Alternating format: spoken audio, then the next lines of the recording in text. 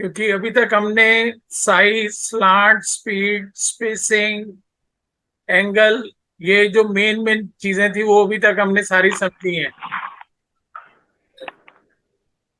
ये अल्फाबेट्स और angle signature में मतलब कि हर एक चीज जगह हमें ये काम आएंगे। तो ये सारी चीजें ये बेसिकली आपकी फाउंडेशन तैयार हो रही है। हम बाकी जो बाद में मास्टरी है ना, जैसे ही सिग्नेचर आते हैं देखते ही और हम एकदम से बोलना शुरू कर देते हैं। अब कल रात को भी एक वकील हाँ जी। साहब आए हुए थे मेरे पास, तो उनको इस साइंस का आइडिया नहीं था। तो मैंने बताया तो अच्छा।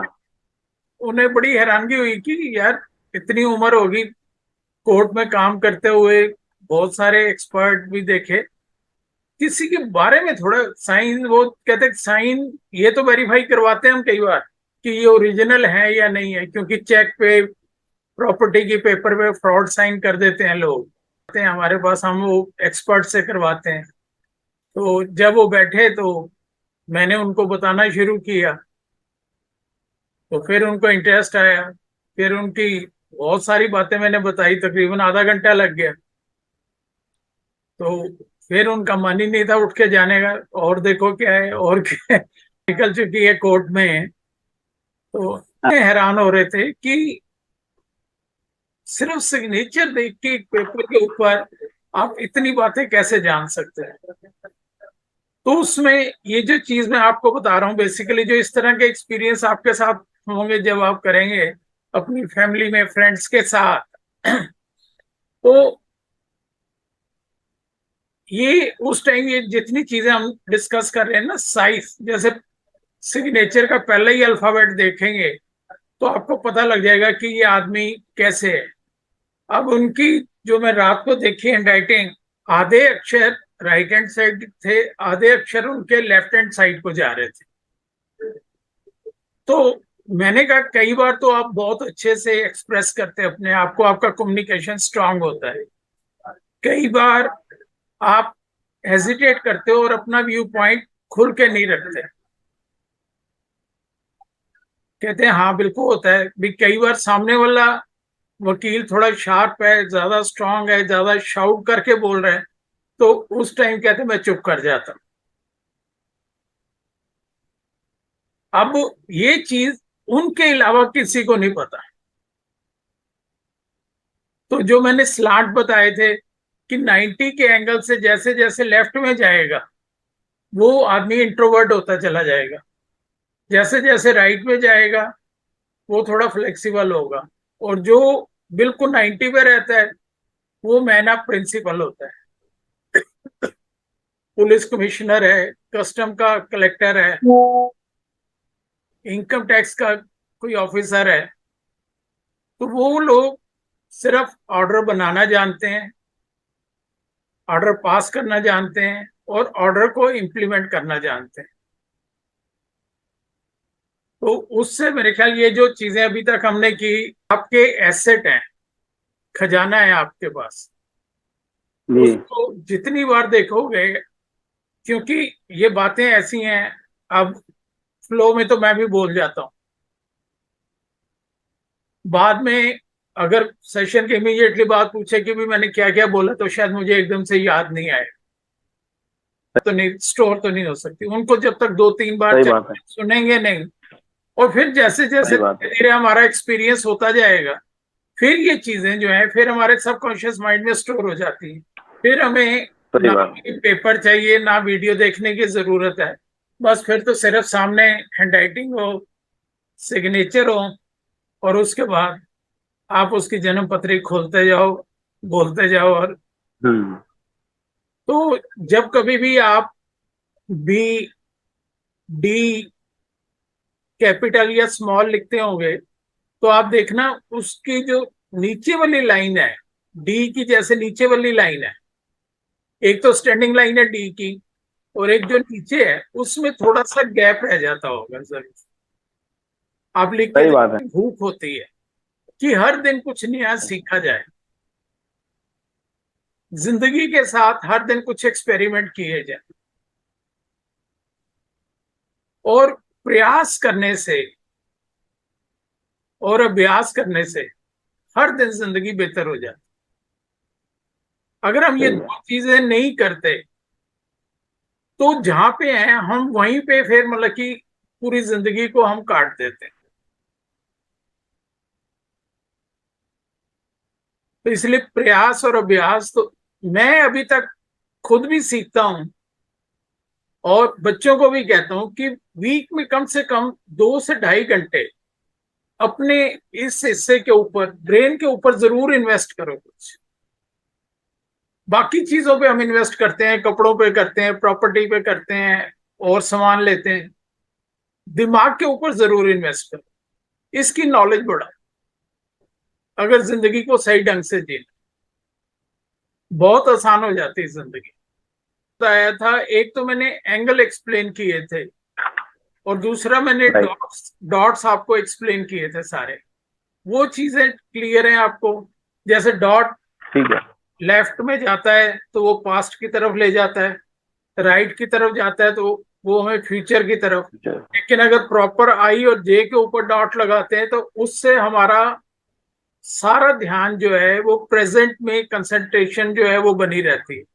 हमारा फोकस जो है 100% वो प्रेजेंट में बना रहता है। और जो आदमी प्रेजेंट में जीना सीख लेता है उसका फ्यूचर ऑटोमेटिकली ब्राइट हो जाता है। क्योंकि फ्यूचर को हम आज यहां से बैठ के आने वाले कल को या ईयर एंड या नेक्स्ट ईयर को आज हम ब्राइट नहीं बना सकते। लेकिन अगर आज हम पॉजिटिव एनर्जी के साथ, पूरे फोकस के साथ अगर आज एफर्ट हम लगाते हैं तो हमारा आने वाला कल जो है वो ऑटोमेटिकली ब्राइट हो जाएगा। बस शर्त इतनी है कि हमारा गोल क्लियर होना चाहिए, माइंड क्लियर होना चाहिए कि हाँ मैंने ये अचीव करना है।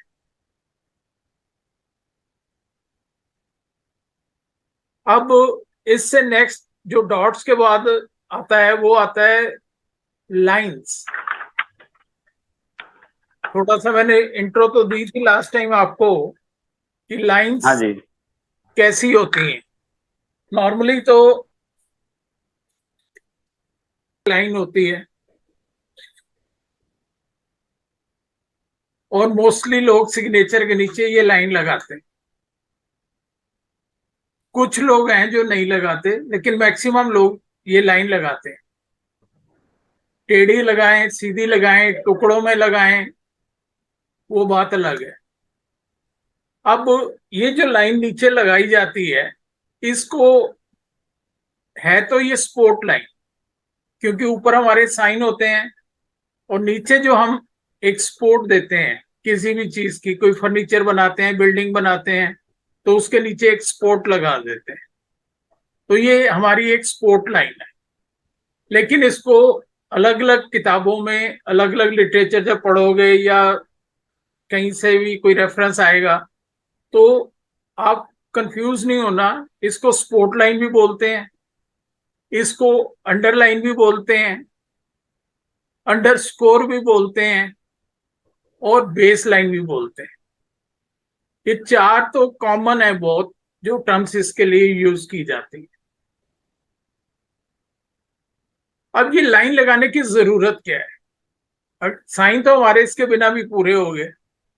साइन, इस लाइन का क्या मतलब है?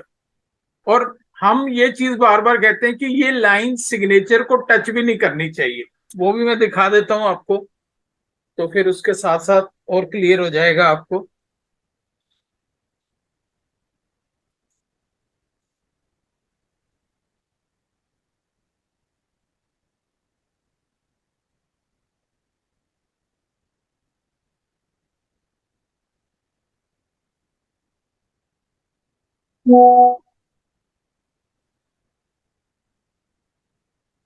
ये जी, इस तरह से ये पूरे सिग्नेचर के नीचे हमेशा इस तरह से लाइन लगानी चाहिए।